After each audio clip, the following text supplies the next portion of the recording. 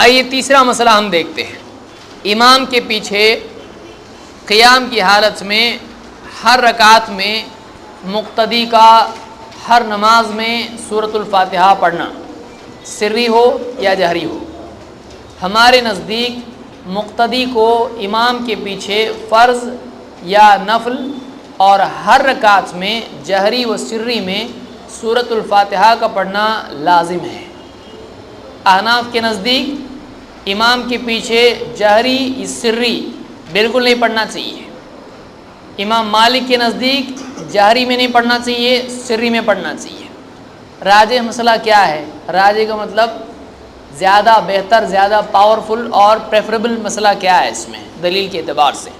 دلیل کے اعتبار سے راجح قول یہی ہے کہ جہری و سری دونوں نمازوں میں امام کے پیچھے مقتدی کو پڑھنا لازم ہے۔ دلائل کیا ہے؟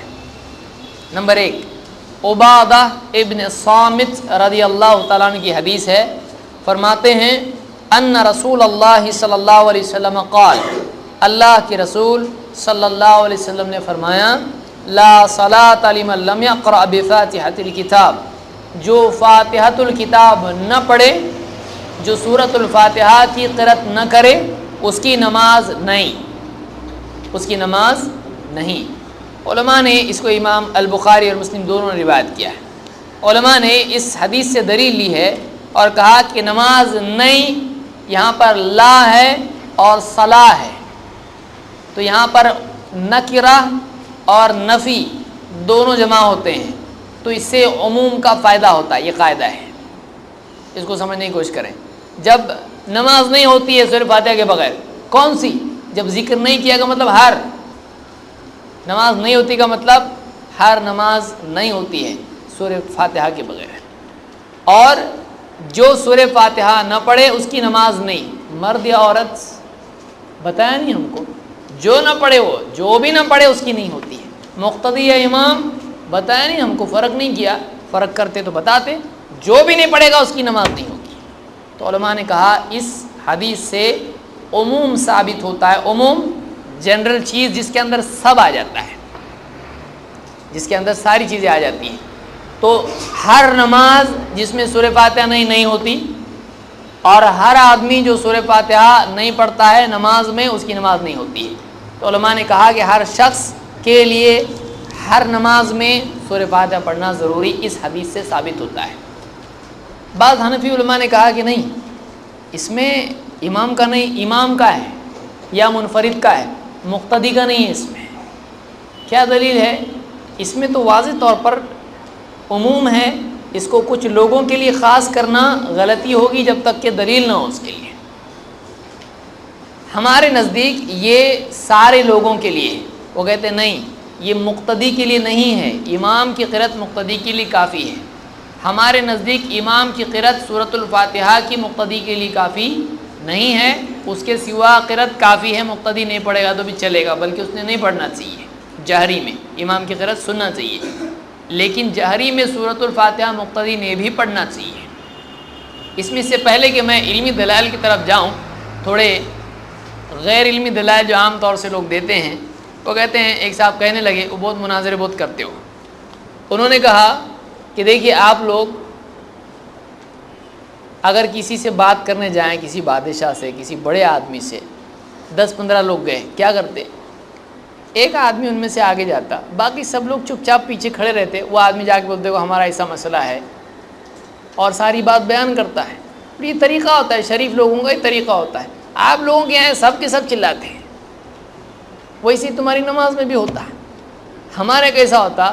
امام صاحب اکیلے قرأت کرتے، باقی پیچھے سب چپ رہتے، وہ اللہ سے کلام کرتے، اللہ سے بات کرتے، باقی پیچھے چپ چاپ، ریپرزنٹیٹیو ہمارے وہ امام صاحب۔ تو امام صاحب جو بھی پڑھ رہے ہیں وہ اللہ کے سامنے پڑھ رہے، باقی پیچھے چپ ہیں۔ ابھی سننے کے اعتبار سے لگتا بات تو ٹھیک لگ رہی، ذرا رہیں گی نہیں لیکن لگ رہی تو صحیح۔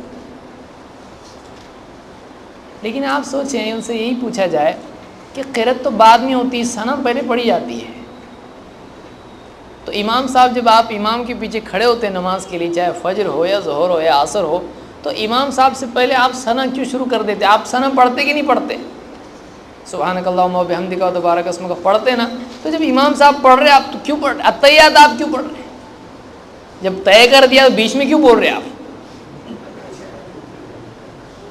اتحیات آپ پڑھ رہے ہو، اس کے بعد درود آپ پڑھ رہے ہو، اس کے بعد امام صاحب سلام پھیرے نا السلام علیکم، آپ بھی السلام علیکم کر رہے ہیں، آپ بھی اللہ اکبر بول رہے ہیں، آپ کیوں بول رہے ہیں؟ جب آپ کی جگہ بول رہے ہیں نا ہو تو آدھا وہ بولے آدھا نہ بولے، اس کی کیا دلیل ہے؟ کون طے کرے گا؟ آپ طے کریں گے؟ نہیں، اللہ کے رسول صلی اللہ علیہ وسلم نے جیسا بتایا ویسے کرنے میں شرافت ہے آدمی کی۔ یہ عقلی دلیل بعض اوقات فٹ ایک جگہ بیٹھتی، ایک جیب میں فٹ بیٹھتا، دوسری جیب میں نہیں بیٹھتا۔ تو اس طرح کی عقلی دلیلوں سے اگر ہم دین کو ثابت کرنے لگیں تو دین کا حلیہ ادھیڑ دیں گے۔ ہر آدمی کی عقل الگ رہتی، ہر آدمی ایک الگ نیوٹن رہتا، تو دین کے ساتھ وہ کیا کرے گا؟ ہر آدمی کو لگے گا میری عقل میں تو ایسا آ رہا ہے، ابو کی عقل میں ایسا آ رہا، دادا کی عقل میں ایسا آ رہا، اور پوتی کی عقل میں کیسا آ رہا، وہ سب کی عقل کو پوتے میں ڈالے گا۔ ان کو کچھ بھی نہیں سمجھتا، میری عقل یہ آ رہی۔ دین کے ساتھ ہم عقل کا معاملہ کریں گے، دین آپریشن کرنے کے لیے نہیں ہے، دین اس کے لیے ہے کہ ہم جو ہے وہ شرافت سے اس پہ عمل کریں۔ تو اس طرح کی عقلی دلیلیں نہیں چلتی ہیں، ٹھیک ہے؟ اس کو بنائے ریپرزنٹیٹیو، کون بولا آپ اس کو بنانے؟ کون بولا؟ جتنا پڑھنے بولے وہ اپنا پڑھنے کا، جتنا اس کو پڑھنے بولے وہ پڑھے گا۔ طے کون کرے گا؟ اللہ کے نبی صلی اللہ علیہ وسلم۔ ہم کو ایسا طے کیے، کہاں طے کیے؟ آئیے دلیل کیا ہے۔ امام ابو داؤد اپنی سنن میں حدیث نقل کرتے ہیں، سند کے ساتھ ذکر کیا انہوں نے کہ عن عبادۃ بن الصامت قال كنا خلف رسول اللہ صلی اللہ علیہ وسلم فی صلاۃ الفجر، کہتے ہیں ہم اللہ کے رسول صلی اللہ علیہ وسلم کے ساتھ فجر کی نماز میں آپ کے پیچھے تھے، یعنی ہم مقتدی تھے۔ کون سی نماز تھی؟ فجر کی نماز۔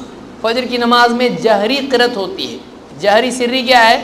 جہر کا مطلب زور سے پڑھنا، سر کا مطلب آہستہ پڑھنا۔ جیسے عصر اور مغرب میں امام صاحب کون سی صورت پڑھ رہے ہیں ہم کو نہیں معلوم پڑتا، تو وہ سری نماز ہے۔ ظہر اور عصر میں امام صاحب کی قرأت ہم کو سننے نہیں آتی، لیکن باقی نماز فجر ہے اور اسی طرح سے مغرب ہے اور عشاء ہے، یہ جتنی بھی اندھیرے کی نمازیں ہیں سب زور سے پڑھتے ہیں، اجالے کی سب چپ چاپ پڑھتے ہیں۔ کیوں پڑھتے ایسا؟ ہمارے نبی صلی اللہ علیہ وسلم نے ایسے ہی سکھایا ہم کو، ہم ویسے ہی کرتے ہیں۔ فقرأ رسول اللہ صلی اللہ علیہ وسلم فثقلت علیہ القراءۃ، تو اللہ کے رسول صلی اللہ علیہ وسلم نے قرأت کی تو ہم پر قرأت بہت بھاری ہوئی، آپ پر قرأت بھاری ہوئی۔ فلما فرغ، جب آپ نماز سے فارغ ہوئے، قال لعلکم تقرؤون خلف امامکم، آپ نے کہا شاید تم امام کے پیچھے قرأت کرتے ہو۔ قلنا نعم، ہم نے کہا ہاں، حدن یا رسول اللہ، ہاں اللہ کے رسول ہم جلدی جلدی پڑھتے ہیں، حدن جلدی جلدی پڑھنا۔ قال لا تفعلوا الا بفاتحۃ الکتاب، آپ نے فرمایا فاتحۃ الکتاب کے سوا مت کرو، ایسا مت کرو سوائے سورہ فاتحہ کے۔ فإنه لا صلاة لمن لم يقرأ بها، اس لیے کہ جو اس کو نہ پڑھے اس کی نماز نہیں۔ وہی حدیث نماز نہیں آپ نے اکیلی حدیث میں بھی کہا، اور وہی بات اللہ کے نبی صلی اللہ علیہ وسلم نے کہاں کہی؟ جماعت کی نماز میں بھی، جہری نماز میں بھی، فجر کی نماز میں۔ راوی اس کے کون ہے؟ پچھلی روایت کی راوی کون ہے؟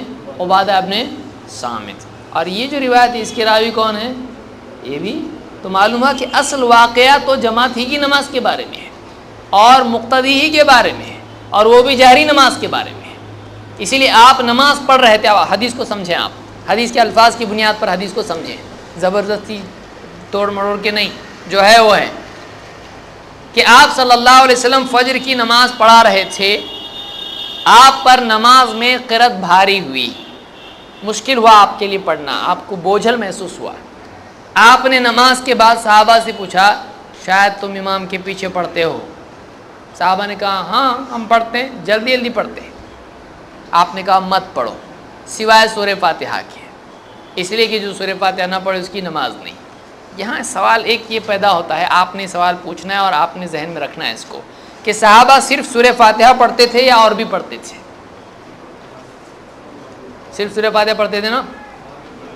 تو ہاں بول رہے، منع پھر کس سے کی ہے؟ سورہ فاتحہ کے سوا مت پڑھو، کا مطلب سورہ فاتحہ بھی پڑھتے تھے اور سورت بھی پڑھتے تھے، تو آپ نے اس نماز میں کچھ قرأت سے منع کیا اور کچھ قرأت کا حکم دیا۔ ایک صاحب سوال بھیجے، ایک اجتماع میں ہم لوگ تھے، بات کر رہے تھے سوال کا، یہ کیا دلیل ہے کہ نماز میں قرآن میں 114 صورتیں ہیں، آپ 113 نہیں پڑھتے اور ایک ہی پڑھتے، ایسا کدھر ہے؟ تو عجیب بات ہے، حدیث ہے، حدیث کی کتاب میں لکھا ہوا ہے لا تفعلوا الا بفاتحۃ الکتاب، تم امام کے پیچھے قرأت کرتے ہو؟ ہاں، کہا مت پڑھو سوائے سورہ فاتحہ کے، تو مت پڑھو اور پڑھو کیا پڑھو اور باقی، تو کتنی صورتیں ہو؟ 113، پوری مت پڑھو، سورہ فاتحہ کے سوا کچھ مت پڑھو، اللہ کے سوا کوئی عبادت کے لائق ابا، نانا، دادا، چاچا، پتھر، پیڑ، آسمان، زمین، سورج، چاند، کچھ بھی نہیں، سب ٹوٹل نہیں معبود، صرف ایک معبود۔ تو استثناء اس طرح سے ہوتا ہے، سورہ فاتحہ کے سوا باقی جتنا بھی ہے کچھ بھی مت پڑھو، یعنی 113 صورتیں نہیں پڑھنے کا، اور کیا پڑھنے کا؟ صرف سورہ فاتحہ۔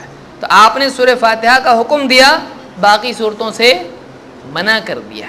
اتنی سی حدیث میں سب سے منع ہو گیا سوائے سورہ فاتحہ کے، لیکن یہاں پر اجازت تھی یا حکم تھا؟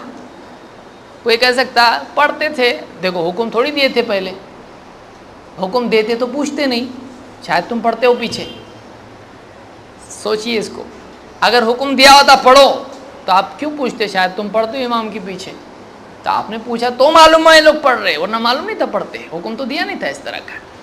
پھر اس کے بعد کہا ٹھیک ہے سورہ فاتحہ پڑھا کرو، باقی مت پڑھنا، تو معلوم ہے اجازت بھی ہے، حکم نہیں ہے، حکم بھی ہے، یہاں تک تو اجازت آئی مت پڑھو سوائے سورہ فاتحہ کے، اس سے سورہ فاتحہ کی اجازت مل رہی ہے، لیکن اگلا جملہ کیا بتا رہا ہے؟ یہ اجازت ضروری ہے، لازم ہے، یا بس چلتا نہیں کرے تو بھی چلتا؟ اس لیے کہ سورہ فاتحہ کے بغیر نماز نہیں ہوتی ہے۔ تو یہاں پر بتایا جا رہا ہے کہ سوائے سورہ فاتحہ کے کچھ مت پڑھو، کیوں؟ کوئی پوچھ سکتا ہے کہ سورہ فاتحہ کیوں؟ جب منع کرے تو سب سے منع کرو نا، ایسا کوئی پوچھ سکتا ہے، یا کوئی آدمی تب صرف سورہ فاتحہ کیوں، باقی کیوں منع ہے؟ اس لیے کہ سورہ فاتحہ کے بغیر نماز نہیں ہوتی ہے، اس لیے تم کو پڑھنا ہی پڑے گا۔ اور یہ کوئی معنی نہ لے یہاں پر کہ یعنی پہلے پڑھتے تھے حکم نہیں تھا، حکم سورہ فاتحہ کا تھا، لیکن صحابہ نے یہاں پر یہ سمجھا کہ سورہ فاتحہ کے سوا بھی پڑھ سکتے ہیں، اس لیے جو نہیں معلوم تھا آپ نے کہا شاید پڑھتے ہو تم، تو آپ نے منع کیا کس سے؟ اس سے جو سورہ فاتحہ کے سوا ہے، تو آپ نے نہیں کہا تھا پڑھنے کے لیے، وہ صحابہ اپنے طور پر پڑھتے تھے، آپ نے اس سے منع کر دیا، اور جو اصل بات تھی اس کو باقی رکھا، اس لیے کہ سورہ فاتحہ کے بغیر نماز نہیں ہوتی۔ اگر یہ ایسا ہوتا کہ آپ نے بتایا نہیں تھا تو پھر سورہ فاتحہ کے بغیر نماز نہیں ہوتی، اور آپ پڑھا رہے نماز اور سورہ فاتحہ کے بغیر نماز نہیں ہوتی، کسی دن آپ نے پوچھ لیا پڑھتے کہ نہیں پڑھتے، ایسا ہو سکتا ہے؟ یعنی سورہ فاتحہ کے بغیر نماز نہیں ہوتی ہے، اللہ کے نبی صلی اللہ علیہ وسلم کو معلوم ہے، اور آپ کے پیچھے لوگ پڑھ رہے اور آپ نے بولے نہیں سورہ فاتحہ پڑھنا چاہیے، اور پھر کسی دن آپ بول رہے ہیں کہ سورہ فاتحہ کے بغیر نماز نہیں ہوتی، ایسا ہوگا؟ آپ کریں گے ایسا؟ اللہ کے نبی صلی اللہ علیہ وسلم پر ذمہ داری پہنچانے کی، آپ نے سورہ فاتحہ کو عموم دے دیا تھا، لیکن اس کے سوا پڑھنے کے لیے نہیں کہا تھا، صحابہ سمجھا اور بھی پڑھ سکتے ہیں، کیونکہ عموم ہے فَاقْرَؤْا مَا تَيَسَّرَ مِنَ الْقُرْآنِ، قرآن کے سوا میں سے جہاں سے ہو سکے پڑھو، صحابہ اور بھی پڑھتے تو سورہ فاتحہ کے سوا، آپ نے کہا نہیں سورہ فاتحہ کے سوا نہیں پڑھنا، کیونکہ پچھلا حکم باقی ہے، سورہ فاتحہ کے بغیر نماز نہیں ہوتی، لیکن باقی تم نے نہیں پڑھنا ہے۔ سمجھ میں آئی بات؟ اس کو یاد رکھیں۔ اس حدیث سے معلوم ہوا کہ جہری نماز میں مقتدی کو امام کے پیچھے سورۃ الفاتحہ پڑھنا چاہیے، اور یہ حکم اجازت اباحت کا نہیں ہے، بلکہ یہ وجوب اور فرضیت کا ہے۔ اس کے بغیر نماز نہیں ہوتی کا مطلب یہ نماز کا رکن ہے۔ نماز کا رکن کن چیزوں کو کہتے ہیں؟ جن کے بغیر نماز نہیں ہوتی۔ نماز کا رکن ان چیزوں کو کہتے ہیں جن کے بغیر نماز نہیں ہوتی ہے۔ سورہ فاتحہ کے بغیر نماز نہیں ہوتی کا مطلب نماز کا پلر ہے، یہ اس کے بغیر نماز ہی نہیں ہوتی ہے۔ تو یہ حدیث بتاتی ہے کہ مقتدی کو بھی امام کے پیچھے سورہ فاتحہ پڑھنا چاہیے۔ اس حدیث کی سند میں بعض لوگوں نے اعتراض کیا ہے۔ کیا اعتراض کیا ہے؟ اس حدیث کی سند میں ایک راوی ہے محمد ابن اسحاق۔ محمد ابن اسحاق صاحب مغازی، ان کی یہ مغازی مشہور جو ہے عالم ہیں، جو سیرت پر ان کی کتاب ہے سیرت ابن اسحاق، اور اس سے اختصار کیا ہے اس کا ابن ہشام نے، سیرت ابن ہشام۔ تو ابن اسحاق محدثین میں سے ہیں اور مغازی کے ماہرین میں سے ہیں۔ مغازی اللہ کے نبی صلی اللہ علیہ وسلم کی سیرت کو بولتے، پہلے لوگ مغازی اس کو بولتے تھے، بعد میں سیرت بولنے لگے اس کو۔ تو ان کے بارے میں ہے کہ یہ راوی جو ہے یہ مدلس ہے۔ مدلس کس کو کہتے ہیں؟ مدلس اس کو کہتے ہیں کہ جو اپنے زمانے کے کسی راوی سے ایسے راوی سے روایت بیان کرے جس سے اس نے وہ روایت نہیں سنی ہے۔ مدلس کس کو بولتے ہیں؟ جو اپنے دور کے کسی ایسے راوی سے روایت نقل کرے جس سے اس نے براہ راست روایت نہیں سنی ہے، اور عن کے لفظ سے اس کو بیان کرے کہ فلاں سے خبر ہم کو ملی ہے۔ ہمارے یہاں بھی ایسا ہوتا ہے، بہت ساری باتیں ہم لوگ سند متصل نہیں ہونے کے باوجود کہتے ہیں۔ ہم کہتے ہیں امام صاحب تو خطبے میں ایسا بولے کہ سود حرام ہے، جس نے بھی سود لیا ہے وہ ایسا ایسا ایسا ہے مثلا۔ تو کوئی آدمی پوچھے آپ تھے کیا خطبہ میں؟ جمعہ کو تو آپ فلاں علاقے میں چلے گئے تھے۔ بولے نہیں، فلاں نے مجھ سے کہا۔ تو اس نے سند بیان کی اپنی امام صاحب تک؟ نہیں، جمعہ کے خطبے کے لیے، لیکن ایسے الفاظ میں بیان کیا کہ کوئی آدمی اگر ویریفائی نہیں کرتا تو یہ سمجھتا کہ یہ بات اس نے امام صاحب سے ڈائریکٹلی سنی ہے، لیکن اس نے نہیں سنی ہے۔ کسی کے بارے میں آدمی کہتا ہے کہ فلاں صاحب تو ایسا بولتے ہیں، اس سے پوچھا جائے آپ نے اپنے کانوں سے سنا؟ نہیں، فلاں صاحب بول رہے تھے۔ سمجھ میں آئی بات؟ یعنی بیچ میں کوئی آدمی ہے، اس نے ڈائریکٹ سنا ہے نہیں، لیکن ایسا لفظ استعمال کر رہا ہے جان بوجھ کے نہیں، انجانے میں۔ ہم لوگ کتنی باتیں ایسی بولتے ہیں، کتنے لوگوں سے ہم نے ڈائریکٹلی نہیں سنا ہوتا ہے، لیکن ہم کیسا بولتے ہیں؟ فلاں ایسا کرتا ہے، فلاں ایسا بولتا ہے، فلاں یوں کرتا ہے، کیونکہ ڈائریکٹلی ہم نے دیکھا اس کو نہیں ہے۔ تو جس راوی کا عام حال یہ ہو کہ اکثر ایسا کرتا ہو کہ فلاں صاحب سے ایسی روایت آئی ہے، تو ایسے راوی کو کیا کہتے ہیں؟ مدلس۔ مدلس تدلیس اپنے دور کے راوی سے روایت بیان کرنا جس سے روایت سنی نہیں ہے، عن سے روایت کرنا کہ فلاں صاحب سے ہم کو یہ چیز پہنچی ہے، یہ خبر ان سے ہم کو پہنچی ہے، ڈائریکٹ انڈائریکٹ سمجھ میں نہیں آ رہا۔ علماء کہتے ہیں جب تک کہ ڈائریکٹ بیان نہیں کر رہا اس کی انڈائریکٹ لیں گے نہیں۔ کیوں؟ اس لیے کہ تدلیس کرتا ہے، بیچ میں لوگ غائب ہو سکتے ہیں، کون ہے معتبر نہیں معلوم نہیں۔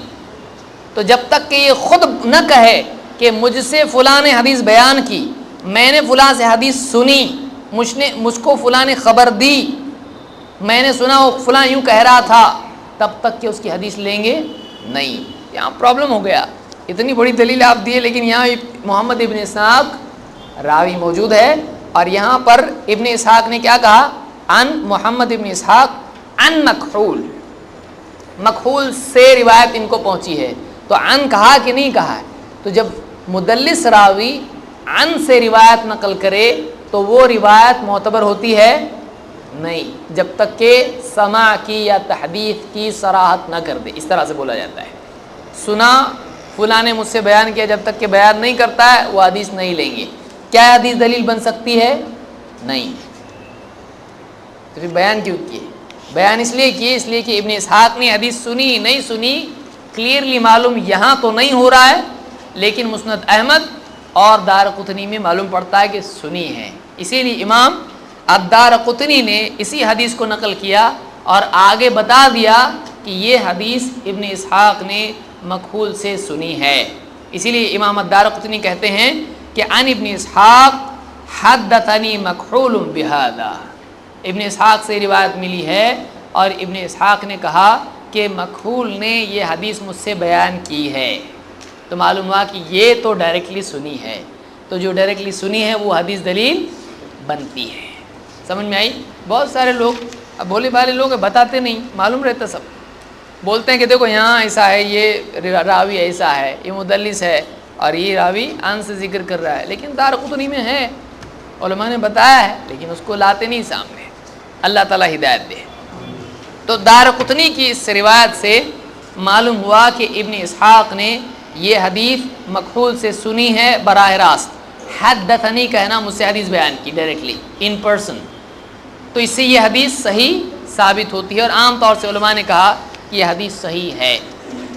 اسی لیے جیسے امام الخطابی نے کہا کہ یہ حدیث صحیح ہے، لا مطعن فی، اس میں کوئی مطعن نہیں ہے، اس میں کوئی جرح نہیں ہے، یہ بالکل معتبر حدیث ہے۔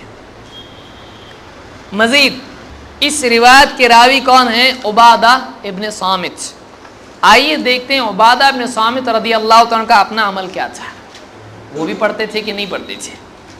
ابن ابی شیبہ رحمۃ اللہ علیہ نے اپنی مصنف میں، وہ مصنف نہیں، بعض لوگ غلطی سے مصنف ابن ابی شیبہ پڑھتے ہیں، مصنف میں زمین آسمان کا فرق ہے۔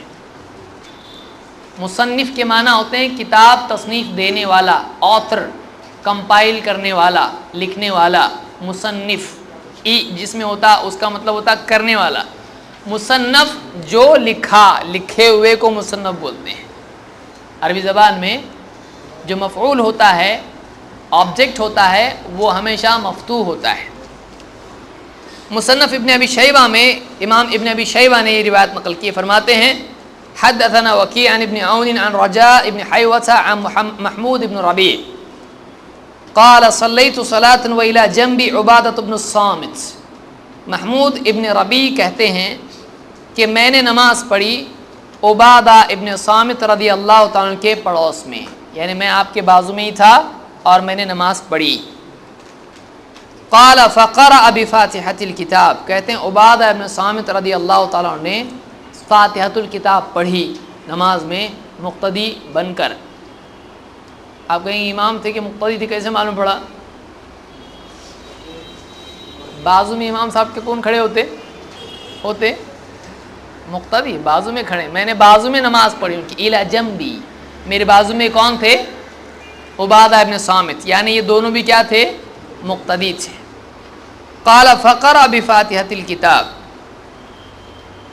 قال فقلت له یا ابا الولید، میں نے ان سے کہا اے ابو الولید، الم اسمعک تقرأ بفاتحة الکتاب، کیا میں نے آپ کو سورۃ الفاتحہ پڑھتے نہیں سنا؟ قال اجل، انہوں نے کہا ہاں، انہ لا صلاۃ الا بہا، اس لیے کہ اس کے سوا نماز نہیں ہوتی ہے۔ کوئی آدمی کہے گا یہ اکیلے کی نماز ہو سکتی ہے،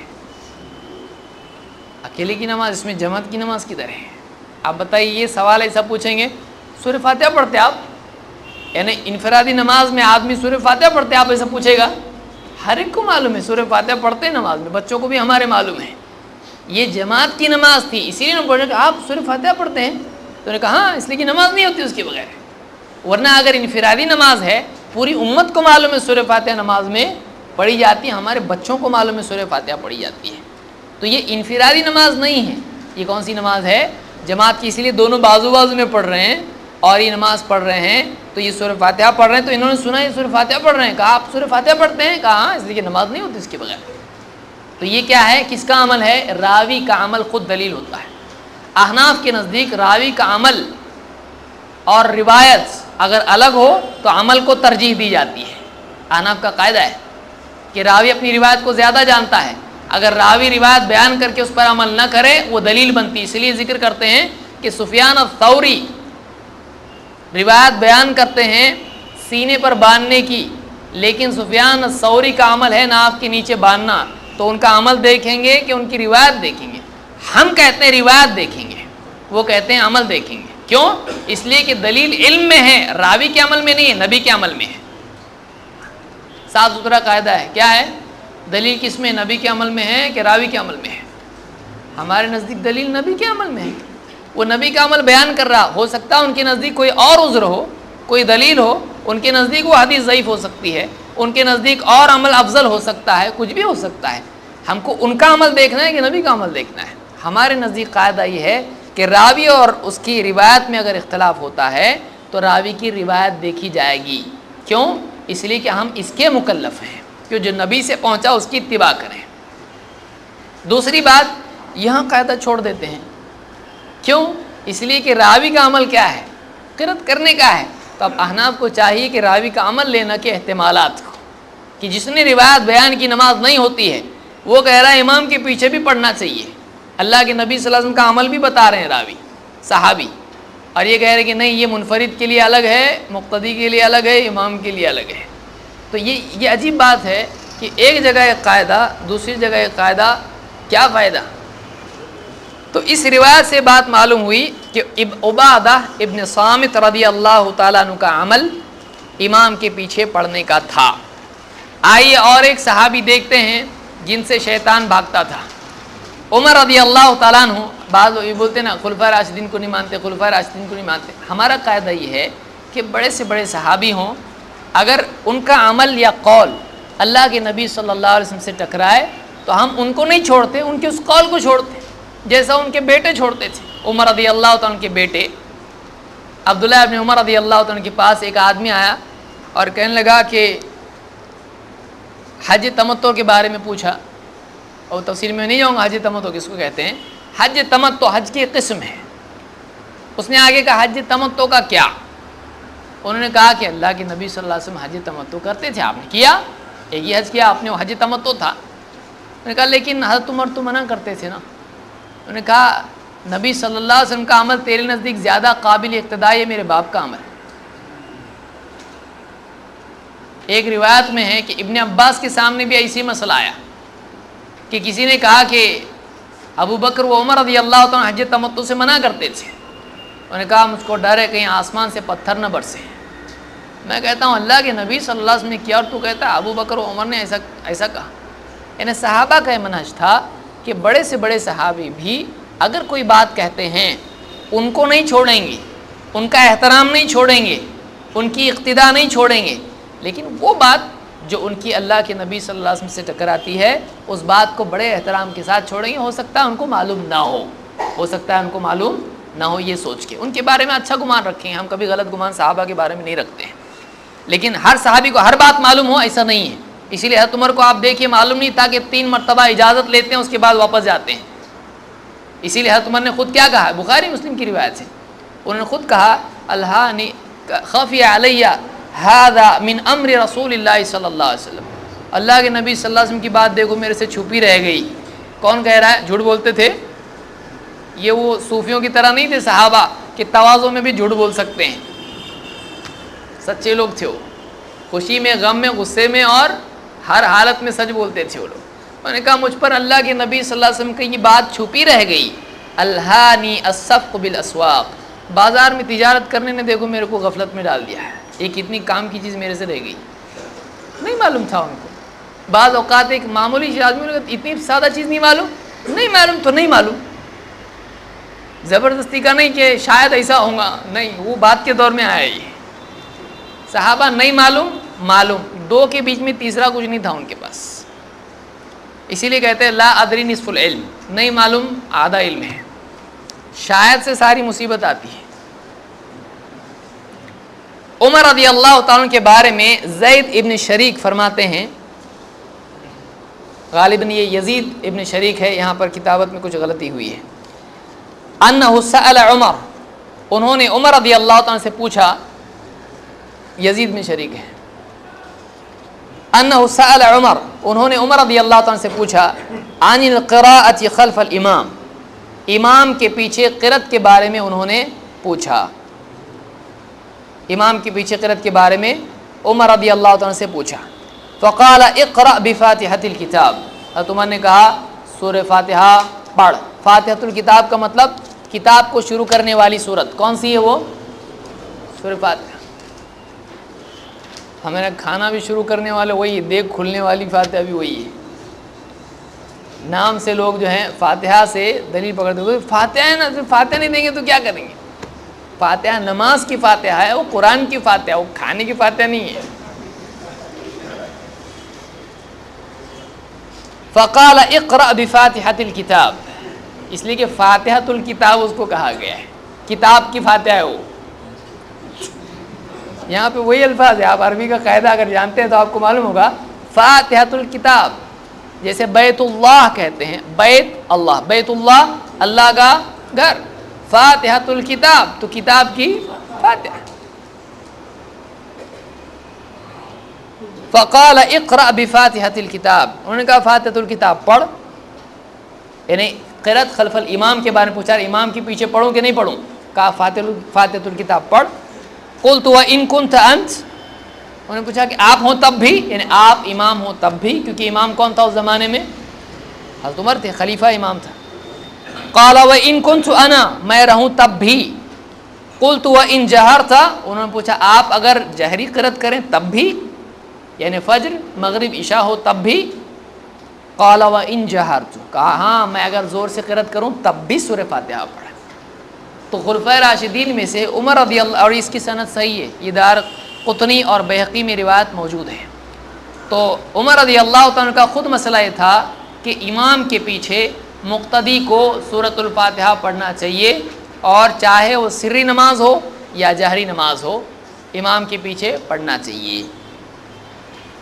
کون کون سے علماء ہیں جو امام کے پیچھے پڑھنے کے قائل ہیں؟ امام الترمذی رحمۃ اللہ علیہ فرماتے ہیں سنن الترمذی میں، وقد اختلف اہل العلم فی القراءۃ خلف الامام، علماء میں اہل علم میں امام کے پیچھے قرأت کے سلسلے میں اختلاف ہے۔ فرآ اکثر اہل العلم من اصحاب النبی صلی اللہ علیہ وسلم والتابعین ومن بعدهم القراءۃ خلف الامام، کہتے ہیں کہ اللہ کے نبی صلی اللہ علیہ وسلم کے صحابہ، تابعین اور ان کے بعد والوں میں سے اکثر اہل علم نے امام کے پیچھے پڑھنے کو کہا ہے۔ اکثریت کے بھی یہاں اکثریت بھول جاتی ہے۔ اللہ کے نبی صلی اللہ علیہ وسلم کے صحابہ، تابعین اور ان کے بعد تبع تابعین میں سے اکثر اہل علم نے امام کے پیچھے پڑھنے کو کہا ہے۔ وَبِهِ يَقُولُ مالک ابن انس، یہی قول ہے امام مالک ابن انس کا، وعبداللہ ابن المبارک اور عبداللہ ابن مبارک کا، والشافعی واحمد واسحاق، امام شافعی، امام احمد اور اسحاق ابن راہوی۔ تو یہ بھی ایک امام گزرے ہیں، بڑے امام میں سے ہیں، ائمہ میں سے ہیں، اور امام احمد کے زمانے کے ہیں اسحاق ابن راہوی۔ اسحاق ابن راہوی بہت لمبا واقعہ لمبا ہے، میں ذکر نہیں کروں، کبھی اور ذکر کروں گا۔ بہت لمبا سفر کر کے گئے تھے، ایک مسجد میں گئے، پڑاؤ ڈالا، مسجد والے نے کہا رہنا نہیں، اگر نہیں نکلیں گے تو ہاتھ پاؤں پکڑ کے باہر نکالیں گے۔ کس کو بولے؟ امام اسحاق ابن راہوی کو۔ گئے کس سے ملنے کے لیے؟ امام احمد سے، پہچانتے نہیں تھے ان کو۔ انہوں نے دیکھا سامنے گھر ہے، وہاں سے کوئی آدمی چہرہ باہر نکال کے بلایا ان کو۔ وہ گئے، اندر گئے، کھائے پیے، سب کچھ ہوا۔ کہا کہ کس سے ملنے کے لیے آئے ہیں؟ کہا کہ میں احمد سے ملا، کہ میں احمد ہوں۔ امام احمد نے ان کو اپنے گھر میں لیا، کھلایا پلایا۔ لمبا واقعہ ہے، میں کسی اور دن ذکر کروں گا، اس میں بہت ساری باتیں ہیں۔ تو یہ اسی دور کے امام احمد کے زمانے کے ہیں۔ تو امام مالک، شافعی اور احمد تین امام ہیں، تینوں امام کہتے ہیں کہ امام کے پیچھے مقتدی کو قرأت کرنا چاہیے۔ تین امام بول رہے پڑھو، اور یہ نہیں پڑھ رہے ہیں ہم کو پیچھے پڑھے ہمارے، کیوں پڑھ رہے؟ تین امام ہیں، تینوں امام کہتے ہیں امام کے پیچھے پڑھنا چاہیے۔ یہ امام ترمذی نے اپنی سنن میں ذکر کیا ہے۔ امام ترمذی کی سنن کی خصوصیت یہ ہے کہ حدیث بیان کرتے ہیں، حدیث کا درجہ بیان کرتے ہیں، حدیث کے اور طرق کی طرف اشارہ کرتے ہیں کہ فلاں صحابی سے بھی اسی معنی میں حدیث آئی ہے، پھر اس کے بعد علماء میں سے اقوال ذکر کرتے ہیں کہ یہ مسئلہ کون کون سے صحابہ، تابعین وغیرہ اس کے قائل ہیں، اماموں میں سے کون قائل ہیں، راویوں کے نام جو اس میں کنفیوژن ہوتا ہے اس کو دور کرتے ہیں۔ تو یہ امام ترمذی کی سنن کی خصوصیت، بہت عمدہ کتاب ہے۔ شبہات کیا ہیں؟ امام کے پیچھے بعض لوگ کہتے ہیں نہیں پڑھنا چاہیے۔ کیوں نہیں پڑھنا چاہیے؟ قرآن کریم کی آیت ہے، کہتے ہیں وَإِذَا قُرِئَ الْقُرْآنُ فَاسْتَمِعُوا لَهُ وَأَنصِتُوا لَعَلَّكُمْ تُرْحَمُونَ، جب قرآن پڑھا جائے تو دھیان سے سنو اور چپ رہو تاکہ تم پر رحم کیا جائے۔ تو کہتے ہیں قرآن کے وقت میں کیا کہا گیا ہے کہ جب قرآن پڑھا جائے تو دو کام کرو،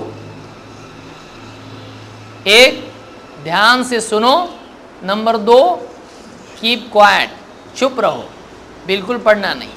کیوں؟ تاکہ تم پر رحم کیا جائے۔ تو یہاں پر دو چیزوں کا حکم ہے، دھیان سے سننا، چپ رہنا۔ تو امام کے پیچھے پڑھنا تمہارا نہ دھیان سے سننا ہے نہ چپ رہنا ہے۔ اولاً تو اس آیت میں ایسا کدھر ہے نماز میں؟ اس آیت میں عموم ہے۔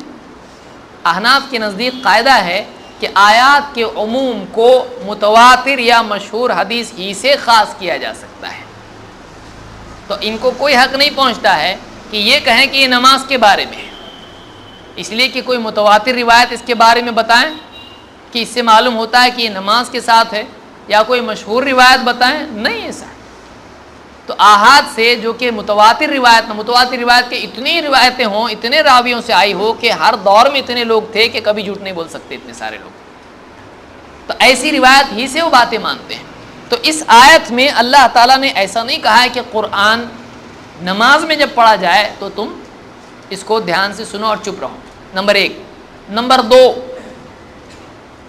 یہ آیت مکہ میں نازل ہوئی، اور جو حدیث ہم نے ذکر کی وہ کہاں کی ہے؟ مدینہ کی ہے۔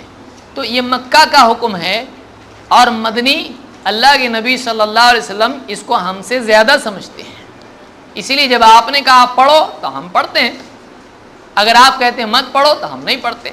آپ نے مت پڑھو بھی بولے، پڑھو بھی بولے، تو ہم دونوں پہ عمل کریں گے۔ مت پڑھو بولے کہ نہیں بولے؟ مت پڑھو بھی کہا اور پڑھو بھی کہا۔ تو جو قرآن میں سورہ فاتحہ کے سوا ہے، مت پڑھو چپ رہو، اور پڑھو سورہ فاتحہ پڑھو۔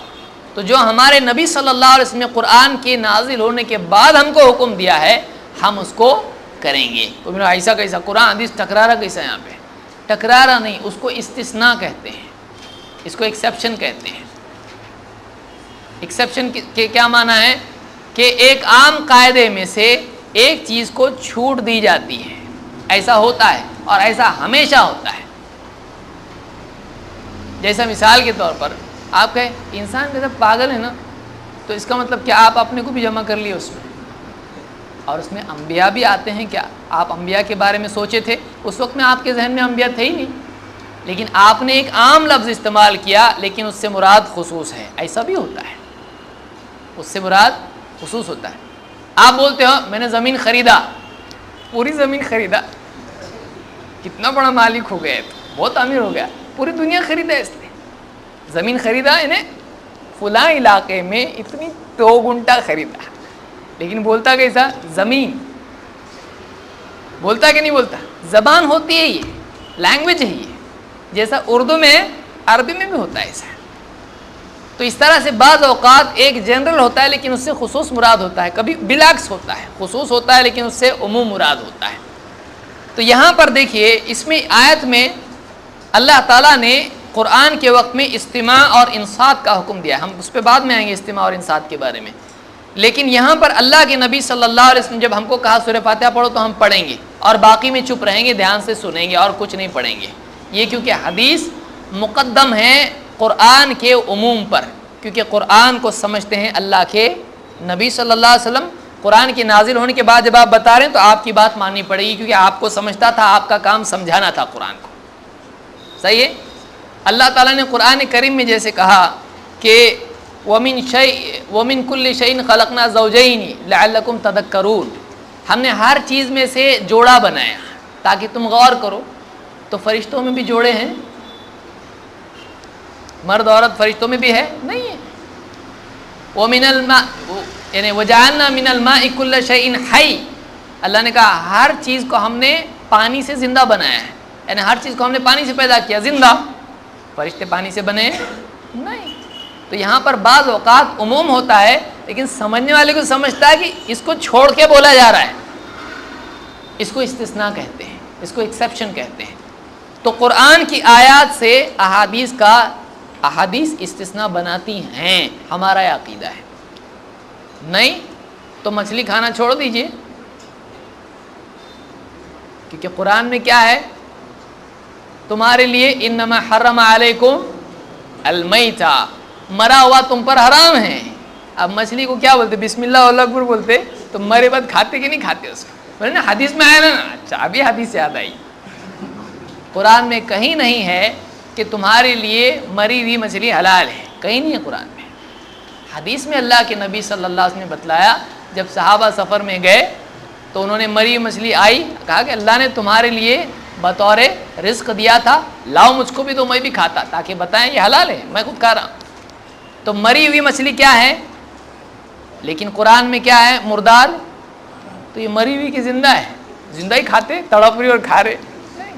پھر بسم اللہ اللہ اکبر نہیں، وہ بھوری لوگ کرتے ہو، ہمارے یہاں نہیں کرتے ہیں، اس طرح سے کرتے ہیں، بعض لوگوں نے کہا بھوری لوگ ذبح کرتے ہیں، تو مچھلی کو ذبح کہاں سے کیا جائے گا؟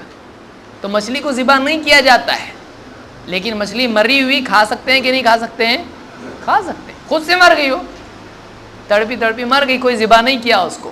دوسرے جانور کھا سکتے ہیں اس طرح سے؟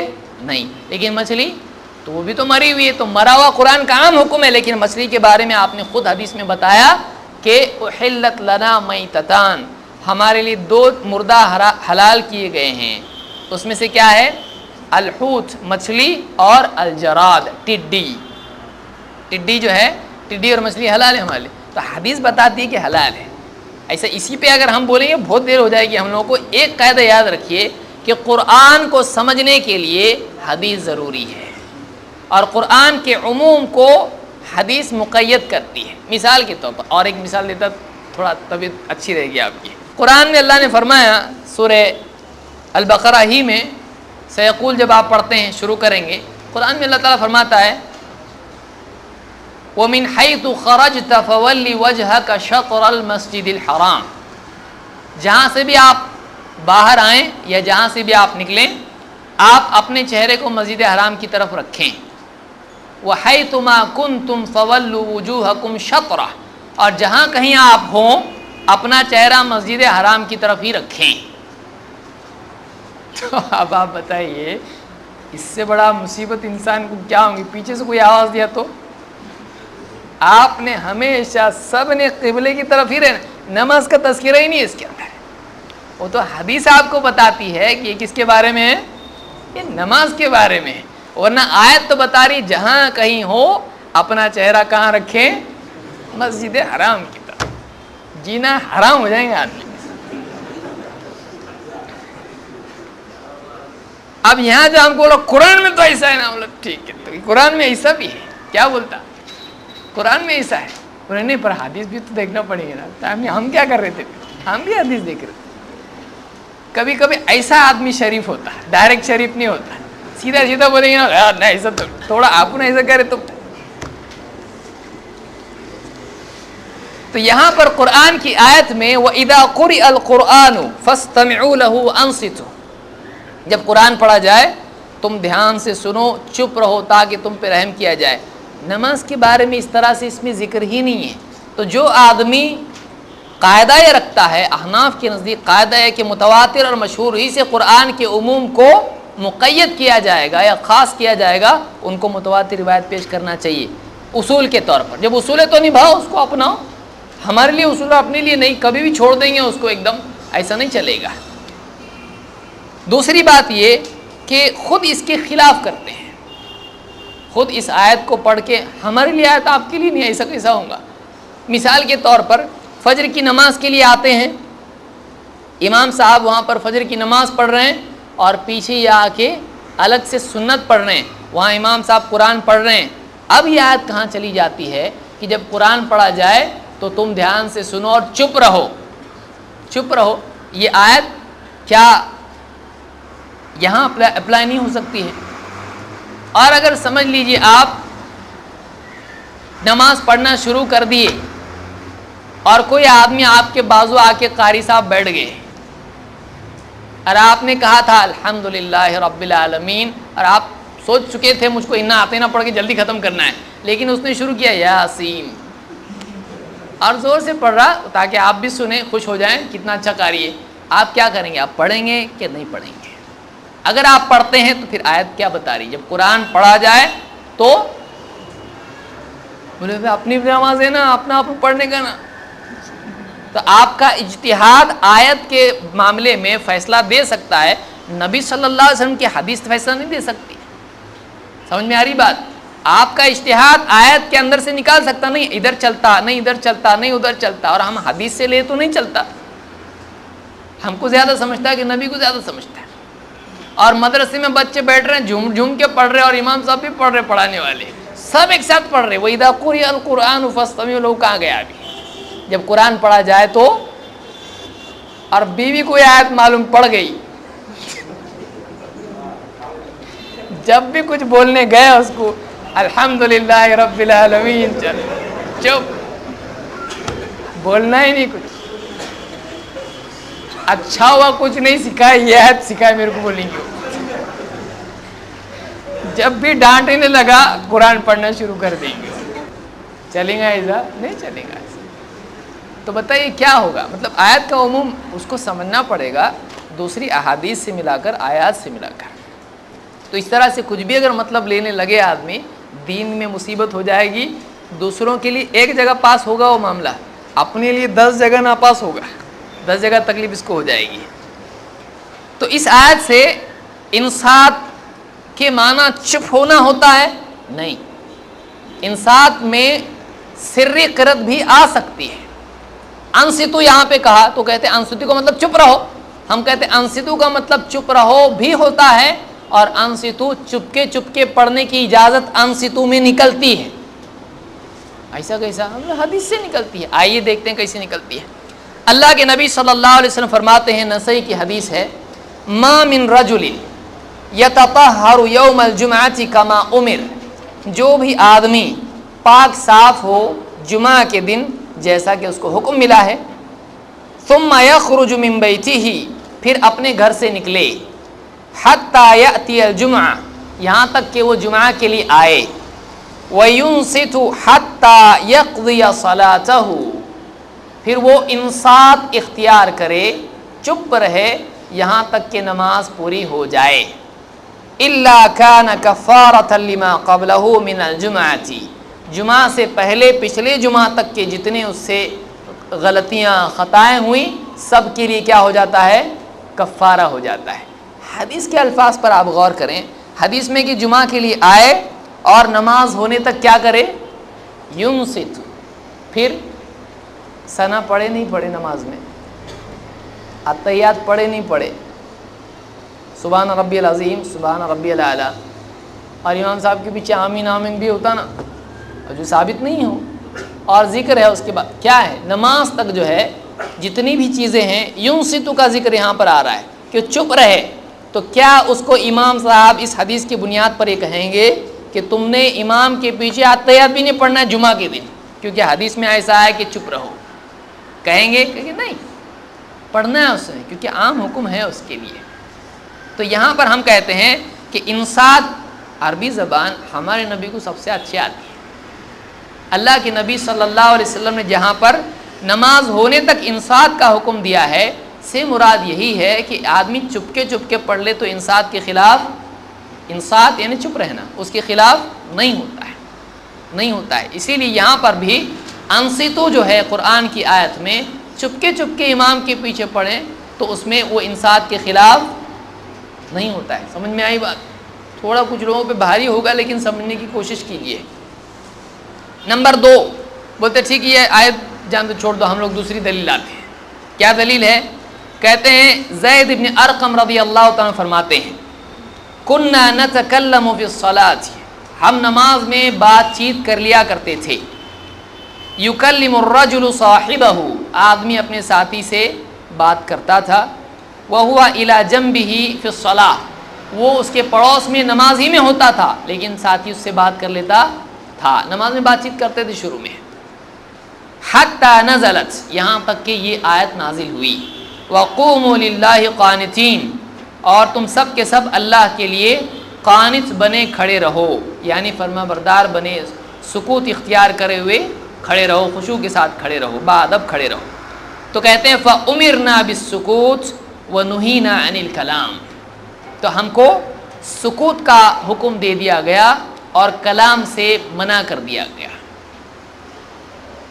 تو کہتے ہیں دیکھو کلام سے منع کیا گیا وہ تو ہو گیا، بات چیت نہیں کرنا، اور سکوت کا حکم دیا گیا.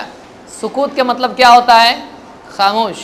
تو بات نہیں کرنا وہ بھی ہو گیا، اس سے بات چیت منع ہو گئی، اور سکوت کا حکم آیا اس کا مطلب باقی سب بھی منع ہو گیا. یہ استدلال بعض لوگوں نے کیا ہے. اب جس کو جیسا کرنا ہے کرتا ہے، ہر ایک کی اپنی اپنی سوچ ہے. تو کہتے ہیں کہ یہاں پر ہم کو سکوت کا حکم ہوا تو سکوت کی بنیاد پر کہتے ہیں کہ چاہے جہری نماز ہو یا سری ہو، اس میں سری اور جہری کے لیے نہیں آیا حکم، اس لیے ہم کو چپ رہنے کا حکم ہوا تو ہم چپ رہتے ہیں چاہے جہری نماز ہو یا سری نماز ہو. اس طرح سے استدلال کیا لوگوں نے.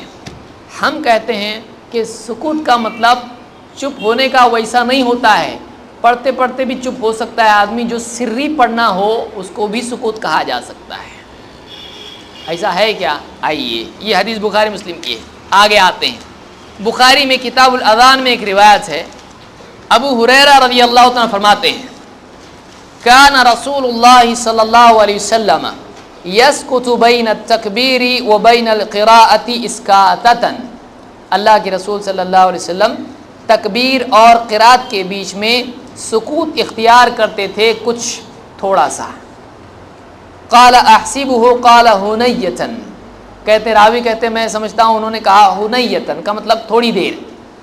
فقلت بابی و امی یا رسول اللہ، میں نے کہا میرے ماں باپ آپ پر فدا ہوں اے اللہ کے رسول، اسکاتک بین التکبیر والقراءہ، تکبیر اور قرات کے بیچ میں آپ سکوت اختیار کرتے ہیں، ما تقول، آپ کیا کہتے ہیں اس میں؟ سمجھ میں آئی بات؟ آپ تکبیر کہتے اللہ اکبر، تھوڑی دیر چپ رہتے آپ، اس کے بعد سورہ فاتحہ پڑھتے، وہ جو چپ رہتے آپ اس میں کیا پڑھتے ہیں؟ تو معلوم ہوا کہ چپ رہتے ہیں، اور تو سکوت کچھ پڑھنے کی نفی ہوتی ہے اس سے کہ آدمی سکوت کے ساتھ بھی، آپ خود اپنی زبان بولتے چپ چاپ پڑھائی کرو، بولتے کہ نہیں بولتے؟ چپ چاپ پڑھتے بیٹھو وہاں پہ، آپ اردو زبان میں استعمال کرتے، عربی میں بھی ایسا ہوتا ہے۔ حضرت ابو ہریرہ کیا فرما رہے ہیں، آپ جو چپ رہتے نا بیچ میں قرات کے اور الحمدللہ رب العالمین آپ شروع کرتے پڑھنا، اس سے پہلے تھوڑی دیر امام صاحب ہمارے بھی چپ رہتے، ہم بھی پوچھنا ایسا امام صاحب کو، آپ جو چپ رہتے، جو اس کے بعد میں تکبیر کے بعد میں قرات تک آپ جو چپ ہو جاتے تو کیا پڑھتے آپ؟ تو بھی بتائیں گے، آپ کو دھیان نہیں دیں گے میں کیا بول رہا، بولے آپ چپ رہتے اور پڑھتے بھی، ارے یہ تو گڑبڑ ہے، پھنسا رہا ہے مجھ کو، بعد میں آؤ، 8 سال ہم نے کیا کی۔ اسکاتک بین التکبیر والقراءہ، تکبیر اور قرات کے بیچ میں آپ سکوت اختیار کرتے ہیں، چپ ہو جاتے ہیں۔ ما تقول، آپ کیا کہتے ہیں؟ اللہ کے نبی صلی اللہ علیہ وسلم نے یہ نہیں کہا کہ چپ ہوتا ہوں میں کیسے کچھ کہہ سکتا ہوں، چپ ہونے کا مطلب نہیں سمجھتا، عربی نہیں آتی، ایسا نہیں کہا۔ آپ صلی اللہ علیہ وسلم کو اچھی عربی آتی تھی، ابو ہریرہ رضی اللہ عنہ کو عربی آتی تھی، ہمارے یہاں تھوڑی عربی کم آتی ہے، اسی لیے اللہ کے نبی صلی اللہ علیہ وسلم نے فرمایا قال اقول، میں کہتا ہوں اللہم باعد بینی و بین خطایایا کما باعدت بین المشرق والمغرب، میں کہتا ہوں اللہ، پوری دعا آپ نے پڑھی، اللہم باعد بینی و بین خطایایا کما باعدت بین المشرق والمغرب، اللہم نقنی من الخطایا کما ینقی الثوب الابیض من الدنس، اللہم اغسل خطایایا بالماء والثلج والبرد۔ الفاظ کے فرق کے ساتھ یہ مختلف روایتوں میں یہ دعا آئی ہے۔ تو یہ دعا آپ پڑھتے تھے کب؟ جب آپ چپ ہوتے تھے۔ تو ہم کہتے ہیں چپ ہونے کا مطلب کچھ نہیں پڑھنا ہوتا ہے، عربی کے قاعدے کے اعتبار سے اور حدیث کے اعتبار سے چپ ہونے کا مطلب کچھ نہیں پڑھنا نہیں ہوتا ہے۔ تو ہم چپ بھی ہوتے ہیں اور پڑھتے بھی ہیں، چپ چپ پڑھتے ہیں ہم لوگ، چپ چاپ ہم لوگ پڑھتے ہیں، اور انصات کے ساتھ ہم لوگ کیا کرتے ہیں؟ پڑھتے ہیں۔ تو حدیث کے خلاف یہ نہیں ہے۔ اللہ کے نبی صلی اللہ علیہ وسلم کو زیادہ سمجھتا تھا ہمارے مقابلے میں کہ اللہ تعالیٰ نے سننے کے لیے کہا، چپ ہونے کے لیے کہا، دھیان دینے کے لیے کہا۔ تو عربی زبان کے اعتبار سے یہ چیز اسی طرح سے ہوتی ہے۔